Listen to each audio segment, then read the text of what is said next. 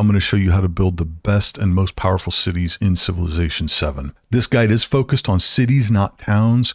If you don't know the difference between towns, cities, and settlements, watch this 5-minute video that'll explain the difference between the three of them. Now, talking about cities, there are 7 key metrics you need to understand to effectively and efficiently plan and build your cities. First thing to understand is the adjacency bonuses. These bonuses are bonus yields that a building will produce when the building is next to certain features. For example, a commerce building like the market gets adjacency bonuses from being built next to wonders, coastal hexes, or navigable rivers. A culture building like the monument gets adjacency bonuses when it's built next to wonders, natural wonders, and mountains. Buildings get adjacency bonuses based on their classification, and some classifications get the same adjacency bonuses. Commercial and food buildings both get adjacency bonuses from wonders, coastal hexes, or navigable rivers. Military, science, and production buildings get adjacency bonuses from wonders and resources. Culture and happiness buildings get adjacency bonuses from wonders, natural wonders, and mountains. Ageless buildings identified by the Ageless tag do not get adjacency bonuses from anything. When you go to build a building, it will tell you any adjacency bonuses you are getting and the direction that they're coming from. And you will also see if you are adding adjacency bonuses to already existing buildings, denoted by the 2 other buildings label in the adjacency bonuses section. Note they all get adjacency bonuses from wonders. So if you're building a wonder, you want to try and place it next to as many different buildings as possible. The last important thing to know about adjacency bonuses is that at the end of each era, buildings lose all of their adjacency bonuses, making that building much less valuable for the subsequent eras. This is what makes the ageless buildings ageless. Since they don't get adjacency bonuses, their effectiveness continues from one era to the next because they're not losing anything from one era to the next. The next concept to understand is how specialists work. When your city grows, you're able to deploy city inhabitants to work a hex. With city growth, eventually you'll be able to start placing specialists on urban tiles. Specialists will give you an increase to yields depending on the building in the district you place it on. They have a cost of food and happiness in exchange. The default specialist will give you 2 science and 2 culture and cost the city 2 food and 2 happiness. Specialists will have increased yields based on the adjacency bonuses of the buildings that are in that hex. For every 1 adjacency bonus that a building is getting, a specialist in that hex will get an additional ½ point of that yield. So if you have a science building that's getting +2 adjacency bonus to science, a specialist working that tile will get an additional +1 to science for a total of +3 science and +2 culture for working in that hex. This is why planning your adjacency bonuses is even more important than just the increase to the base yields of the building. This is how you create very high yield hexes later on when you get to start placing specialists on those tiles. It's important to note that as of now, once you place a specialist, you cannot move it to a different hex later. Also, specialists can only be applied in cities, not towns. The next important concept to understand is building requirements, and these come in a couple of different forms. First, you can only build buildings in hexes that touch other urban areas. So at the start of a city, that means you can only build in the 6 hexes that touch that city center. As you build urban hexes out, the hexes that you can select for additional buildings grows. This becomes really important when you start to think about how you're going to implement your buildings and get the adjacency bonuses within a city. If you have mountains on the edge of your city, you can't simply drop a culture building next to the mountains. You have to extend your urban area to a neighboring hex, which might take some additional planning. Additionally, a few buildings have specific tile requirements.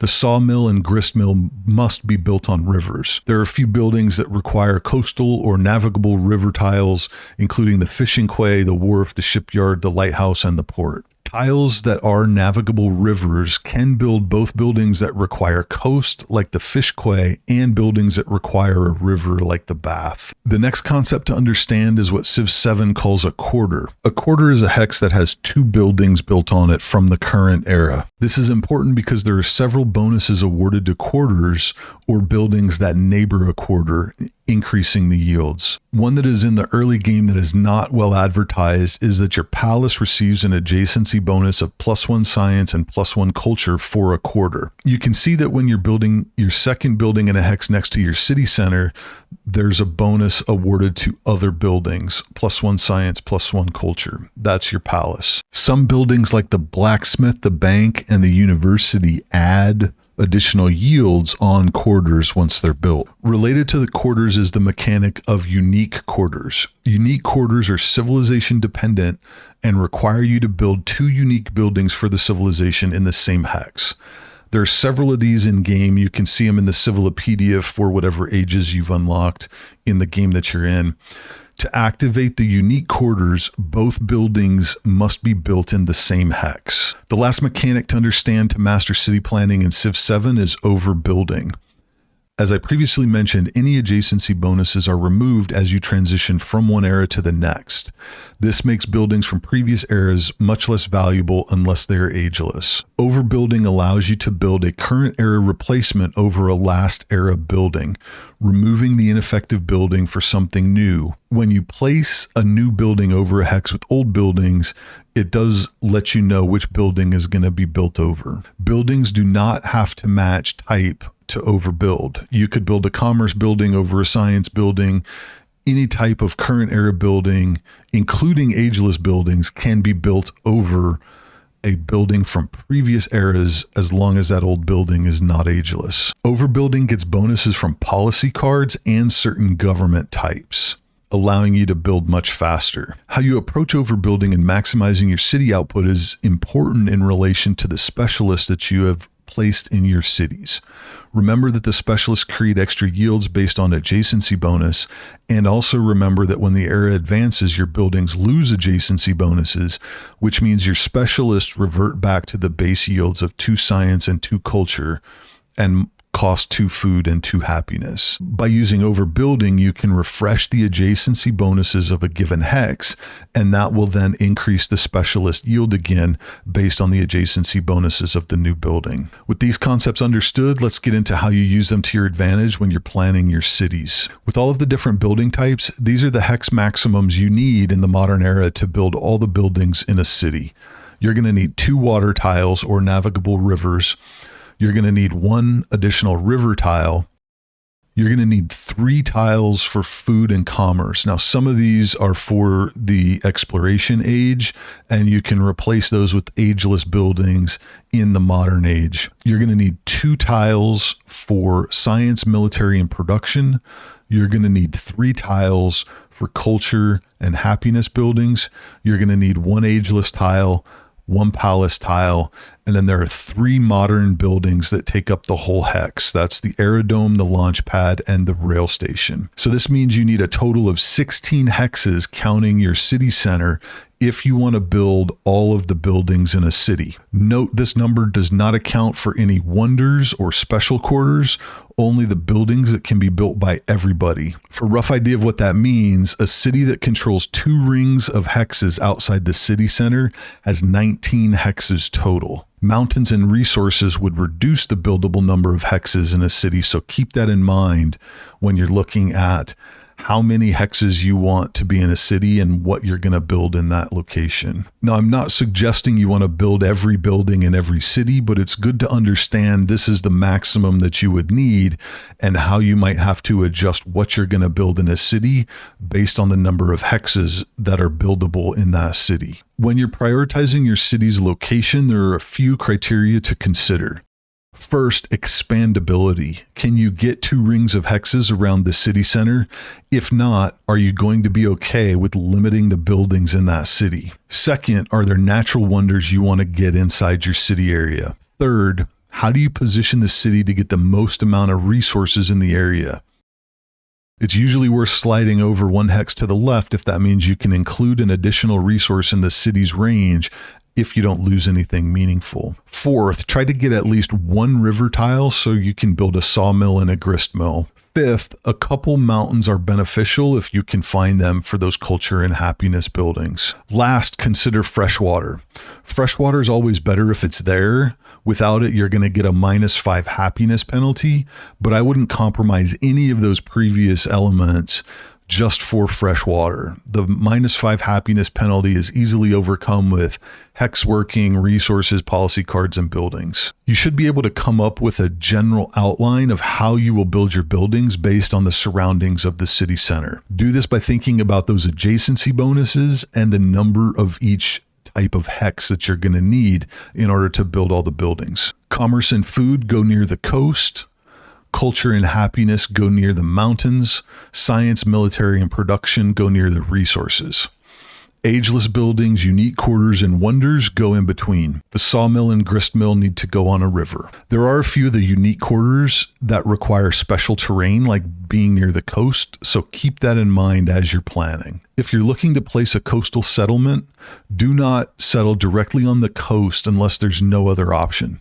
Settling on the coast wastes a hex. It could be used for commerce or food. It also greatly limits the number of hexes you'll be able to work, since you can't work the ocean tiles and you can't build on them either. And there's no downside to having your city one off the coast. You can still build all the buildings and build all the things. Once you have the plan, drop down your town and get to work executing that plan. When you go to build a building, the game will tell you the best possible yield for that building in the selection screen. There are times, though, where you don't want to put a particular building in its best possible spot according to those numbers. Or there might be two spots that show best in terms of numbers, and one is better because of other things you need to build. For example, if you're building unique buildings and working on putting together a unique quarter, that second building might be better off from just a numbers perspective in a different hex, but you have to put them in the same hex if you want the benefit of the unique quarters. You also want to think about different adjacency bonuses of all the buildings.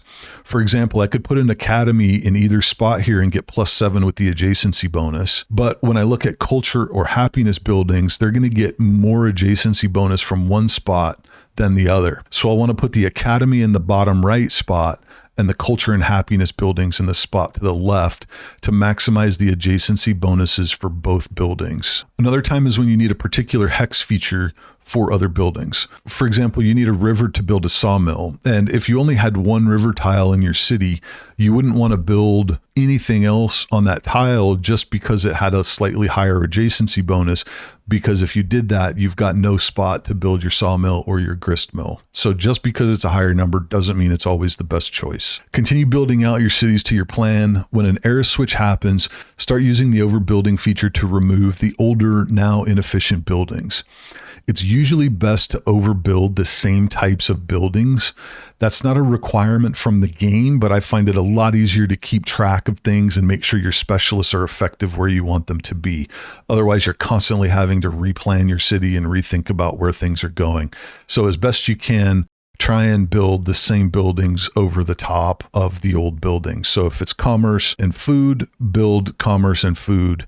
If it's culture and happiness, build new culture and happiness buildings over the old. If you have specialists down in a city, replace buildings on those hexes as soon as possible to add your adjacency bonuses back and to get those additional specialist yields. This cycle repeats itself for each age, and the same steps can be followed each time. That does it for this city planning guide. If you have any questions on what I covered or you think I missed something, drop it down below in the comments. I'll be sure to get back to you.